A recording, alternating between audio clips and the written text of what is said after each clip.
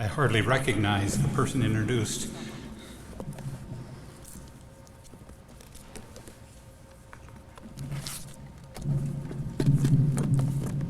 Bishop Zinkula, Sister Joan, members of the Board of Trustees, members of the class of 2021, and your family and friends who surround you. Over the years, St. Ambrose has given me the opportunity to minister, teach, research, and write history. It has given me great colleagues in doing history. At first, Francis, Wayne, and Richard, who have gone to God, and those brilliant young historians who have come along later. Faculty colleagues and staff across the university and generations of students. All of those were gifts I unwrapped over the years. Now the honor of this degree and the opportunity to address you is the bow on top of the package. Thank you.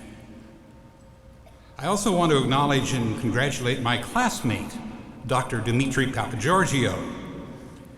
The poet and essayist Hilaire Belloc wrote, "Wherever the Catholic sun doth shine, there's always laughter and good red wine.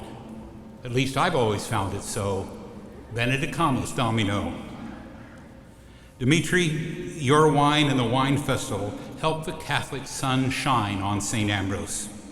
So, Benedicamus Dimitri, and thank you. To you graduates, the class of 2021, congratulations on your great achievement. Through your years at St. Ambrose, you have been supported by your family and friends. Some of them surround you here this afternoon, and others are watching from somewhere out there in the ether. I want to say a word to them.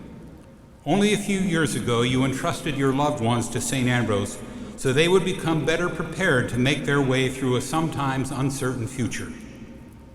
So on behalf of all the graduates and all of us at St. Ambrose, I say to all of you, thank you. As Bill said, I first enrolled for classes at St. Ambrose in 1963. That's 5 bishops and 5 presidents ago. Soon it will be 6 presidents, because while this is a time of change for you graduates, as you know, it's also a time of change for St. Ambrose University. During Sister Joan's 14 years at St. Ambrose, she strengthened the foundations laid by her predecessors. She also helped us to develop new ways to serve our mission as a Catholic liberal arts university. Moreover, she did this in a rapidly changing world of higher education. I think that especially in this last year of great uncertainty, she has led us with a steadying hand. As she ends her time as our president, she leaves a stronger university for her successor, Dr. Amy Novak. So may I presume to speak for my faculty colleagues, the staff, and the thousands of students, alumni, and friends of this school we love, and say to Sister Joan, thank you. Your years here form a great and lasting beginning for the next phase of your journey. May God go with you. Graduates, your time at St. Ambrose has also been the great and lasting beginning of your journey. Today marks the end of your years at St. Ambrose, but not the end of your years as an Ambrosian. Those years continue because today is not an ending. Today is a commencement, a beginning, a going forth to the next part of your journey. Thus, today we remember the past, but look to the future. During your years at St. Ambrose, you met new people, made new friends, accepted challenges, celebrated successes, faced disappointment, found talents you did not know you had, tried new things which sometimes succeeded and sometimes didn't, all of which prepared you for similar experiences in the years ahead. The past 3 semesters, our COVID time, have been especially challenging. My COVID time began 15 months ago when I boarded the Grand Princess in San Francisco to cruise to Hawaii. On the return trip, we learned that a few passengers who had been on the ship on a previous cruise had contracted COVID and that one had died. With that news, the captain confined us to our staterooms, and we circled offshore from San Francisco for several days, waiting for permission to land. Once we came into port in Oakland, it was still 4 more days before I disembarked. I finally left the ship and boarded a plane to fly from Oakland to Dobbins Air Reserve Base north of Atlanta, where I was to be quarantined. There were about 150 of us on the plane. We were seated 3 on each side of the aisle, no social distancing, wearing masks, and attended by medical personnel in hazmat suits. It was an overnight flight, the first part of which was through very stormy weather. As we flew, the only thing missing was the voice of Rod Serling intoning the introduction to his early 1960s television program. You're traveling through another dimension, a dimension not only of sight and sound, but of mind. That's a signpost up ahead. Your next stop, the Twilight Zone. I know that Rod Serling and his program may not be familiar to many of you, but some of us can still hear his flat voice intoning that introduction. In his study of Serling and his program, one scholar noted that one of the themes of the show was disorientation, the idea that the ground beneath our feet may not be as firm as we once thought. Perhaps in this COVID time of social distancing, masks, daily temperature checks, virtual classes, Zoom, WebEx, you felt you were in that other dimension of the Twilight Zone, disoriented, where nothing felt firm or certain. But let me suggest that what you have learned and experienced here provided signposts that will lead you back to firm ground. Your years at St. Ambrose have been guided by course syllabuses that outlined the content of each course and gave you an idea of what you would learn. Put them all together, you learned a great deal. You learned how to solve quadratic equations, looked into the cellular structure of a plant, and studied the structure of a carbon atom. You learned how to write code for computer programs and hopefully how to use that information to improve our lives and how to prevent its use as a weapon against us. You studied the inner workings of the human body and how to care for it, the inner workings of the body politic and hopefully how to fix it, the inner workings of society and how we relate to one another, and you have studied the history of how we got here. You mastered a balance sheet and learn how to market anything, including probably yourselves. You can discuss the Renaissance artists, the plays of David Mamet, and you know the melody goes the fourth, the fifth, the minor fall, the major lift, so that as you graduate, you can sing Hallelujah, both Handel's and Leonard Cohen's. You can identify iambic pentameter, write a short story, and read great literature, perhaps in more than one language. You looked into how the philosophers have tried to understand us and our world. And as a Catholic faith-based university, you explored the greatest mystery of all, yourselves and your relationship to God. To prove that you have learned the material, you took tests and wrote papers, remember? It may be that you did not do as well on a test or a paper as you expected. That hurts and may have been disappointing or embarrassing. But failing is not the end of the world and can be a lesson. I hope you will not fail to try because you are afraid you will fail. All of those things you have learned give you a firm ground upon which to stand so you can learn more, make a living, and live well. But to find that firm ground and to live well requires more than the information that is outlined on the course syllabus. For over 30 years, our weekly campus ministry bulletin has carried the slogan, Faith, Learning, Justice. I think that is a syllabus for our life at St. Ambrose. And as Ambrosians, you can carry that syllabus with you wherever you go. Faith. When Christ the King Chapel was built in 1953, it was placed in the exact center of the campus. With the additions to the campus in the years since, that is no longer the physical situation. However, the chapel is still the spiritual center of campus life. Each Sunday when we gather as a faith community, we recite together the Nicene Creed, that fundamental statement of our belief. But the faith that is professed in that creed and celebrated in the chapel must be lived out in the rest of campus and beyond. What does that mean? I am always challenged by the author of the book of James, who wrote in chapter 2, what good is it if someone says he has faith but does not have works? Can that faith save him? If a brother or sister has nothing to wear and has no food for the day, and one of you says to them, "Go in peace, keep warm, eat well," but you do not give them the necessities of the body, what good is it? So also, faith of itself, if it does not have works, is dead.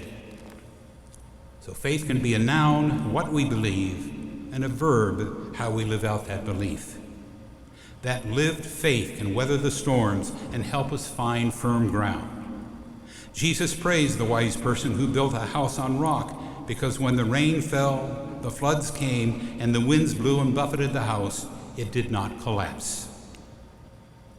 Learning. As a priest in Chicago in the years before he became our first bishop and founded St. Ambrose, Father John McMullen had led a busy life. In addition to his duties as an educator and pastor, McMullen traveled around northern Illinois to deliver lectures on various topics.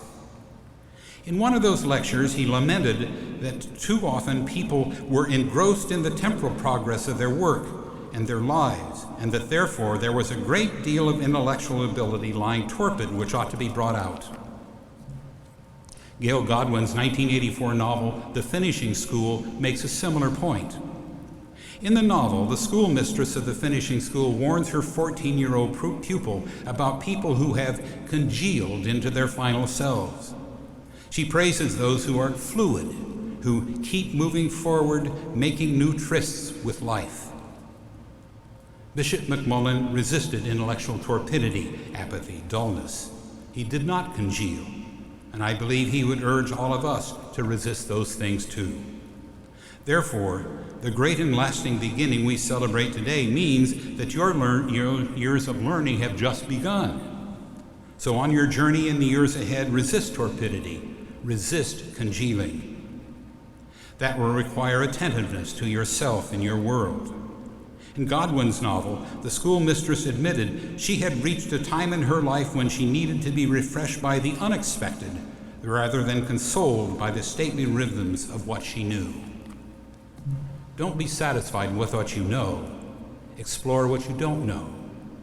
That means you will be exposed to new ideas. I hope you will be open to those ideas and not fear them. Moreover, don't accept the easy answer. I read somewhere that the sign of intelligence is not the answers you give, but the questions you ask. So ask questions. Be curious. Read. Think. In fact, I hope the most important thing you have learned at St. Ambrose is how to think. One of God's greatest gifts to us is our intellect, the ability to think and reason. By using your intellect for good, you return the gift to the giver. Justice. In 1972, Pope Paul VI published a letter to celebrate the World Day of Peace. He addressed it to people of thought, people of action. He acknowledged that we do not live alone, rather, we live in a series of communities that intersect with one another. Therefore, he said, the source of peace in our communities is rooted in a sincere feeling for others. He asked, and what do we call that sincere feeling? We call it justice. He summarized the message of his letter with what he called an incisive and dynamic formula: if you want peace, work for justice. That phrase appeared on posters, bumper stickers, and banners that hung in countless schools, dorm rooms, auditoriums, and churches, including Christ the King Chapel. There are many challenges in our world that will require all of us to work hard to ensure justice. But often simple, everyday activities can also have a great impact. Many of you began your time at St. Ambrose by participating in the Urban Plunge, and over the next few years you supported groups working for various social justice issues. Last month, you ended your time here by helping our neighbors on Be the Difference Day. Becoming involved means making a choice, and the choice you make can have consequences no matter which side you choose. The South African Archbishop Desmond Tutu, who won the Nobel Peace Prize in 1984, famously wrote, "If you are neutral in situations of injustice, you have chosen the side of the oppressor." Then with his typical humor, he continued, "If an elephant has its foot on the tail of a mouse and you say you are neutral, the mouse will not appreciate your neutrality." Your voice matters. In 1987, when he came to campus to accept the Pachamenteras Award, Archbishop Tutu reminded us that many little candles can dispel a great deal of darkness. Light a candle. Speak up. Be the difference. Speak up, yes, but sometimes it is better to say nothing. As St. Ambrose of Moline wrote, "What should we learn before everything else than how to be silent so that we can speak well? Be silent, listen well, then speak well." That listening skill may be even more necessary in the increasingly diverse world in which we live. I hope you have come to appreciate the great diversity of people and ideas in our world, and that you can see diversity as an opportunity and not as a threat. In the years ahead, you will be engrossed in the temporal progress of your lives and your families, as Bishop McMullen said. But find space in your lives to commit your time, energy, and resources to needs outside your family, your church, your neighborhood, your community. As you leave St. Ambrose, you carry with you all you have learned, the material represented by all those course syllabuses, the life lessons from faith, learning, justice, the knowledge that when life seems uncertain, disoriented, you know where you can find firm ground. Some of you are headed for graduate school, others to a job you hope will become a life-fulfilling career. Your job will take you to live somewhere that will bring new friends and neighbors into your lives. You hope you and that special person in your life will marry and start a family. It will be quite a journey. In his poem, Ithaca, the 20th century Greek poet Constantine Cavafy wrote about such a journey. He wrote in part, When you set out on your journey to Ithaca, pray that the road is long, full of adventure, full of discovery. May there be many summer mornings when, with what pleasure, what joy, you enter harbors you're seeing for the first time. May you stop at Phoenician trading stations to buy fine things, and may you visit many Egyptian cities to learn and go on learning from their scholars. Always keep Ithaca in your mind. To arrive there is your ultimate goal, but do not hurry the journey at all.